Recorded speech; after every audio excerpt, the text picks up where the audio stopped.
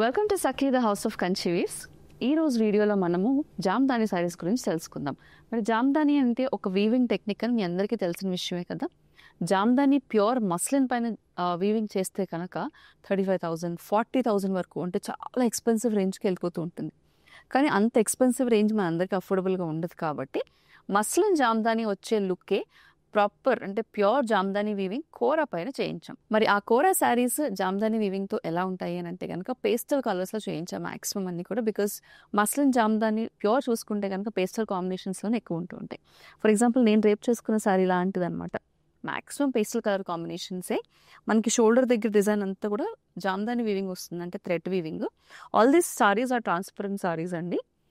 మనకి పళ్ళు వచ్చేసి ఇలా వస్తుంది, బ్యూటిఫుల్ వీవింగ్ పళ్ళు వస్తుంది విత్ టాసల్స్. శారీ బ్లౌజ్ కూడా చాలా లాంగ్ వస్తుంది, అంటే పన్నా లెంత్ వైజ్ విత్ వైజ్ పన్నా చాలా పెద్దది ప్యూర్ శారీస్ కాబట్టి. ఇది ఒక biscuit colour combination in contrast with green. I also have a grey with red.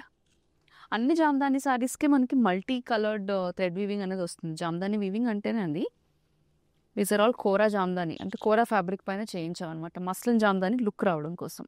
This is a light blue and lastly I have a beautiful mango yellow.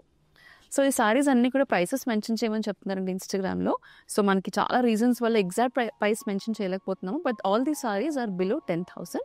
Exact price కోసం screen పైన కనిపించే నెంబర్కి reach out అవ్వండి.